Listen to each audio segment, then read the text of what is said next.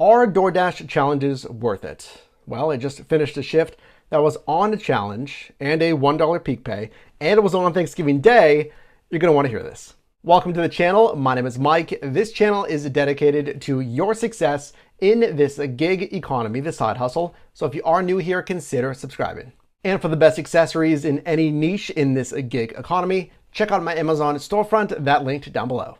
So what is a challenge and how does it differ than peak pay bonuses on DoorDash? With peak pay bonuses, that's a per delivery bonus. So DoorDash, during busy times, they may say we'll pay you an extra $2, $3 on every single delivery you complete. And then there'll be certain marketplace criteria, certain time criteria. For instance, tonight I drove in Mission Valley, and let's say the peak pay incentive would go from, let's say, 4 p.m. until 8 p.m. Now, challenges are similar in that they also have time windows to qualify for this bonus.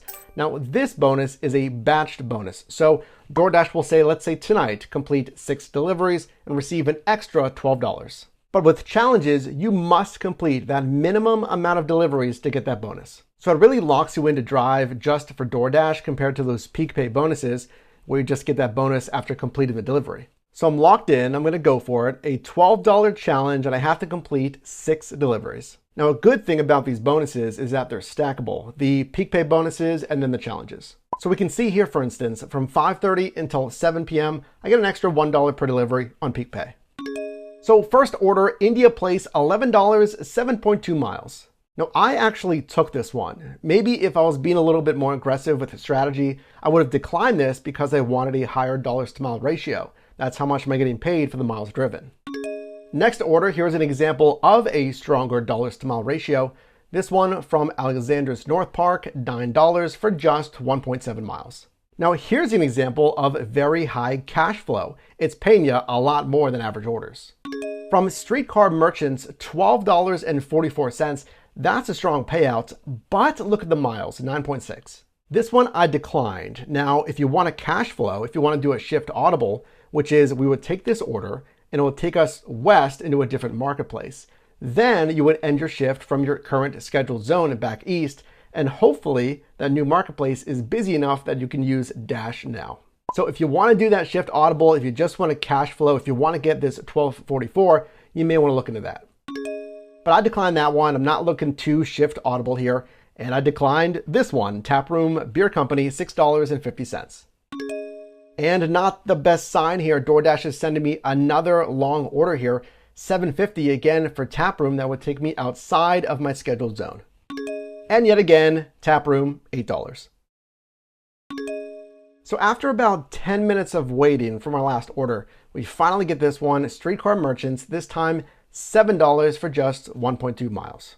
Now the app is actually busy enough that I got this one.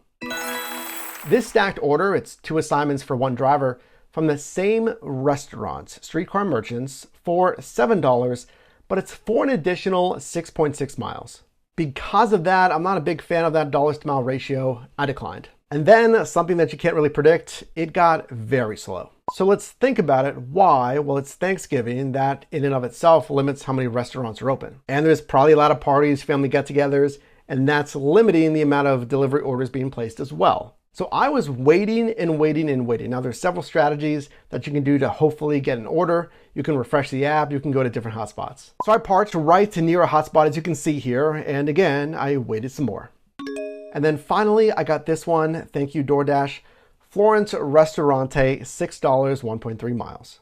Quick timeout to talk about the challenge strategy on this shift. Remember, I have to take 6 deliveries, and it's actually by 9 p.m. to get an extra $12. So it was getting to the point, especially after that very long delay, that I only had like 3 or 4 deliveries completed. And when it gets to that point, you kind of need to just go for volume and extend your acceptance range, the types of orders that you're willing to take. Because I just needed something. I just needed 2 more orders to get the bonus.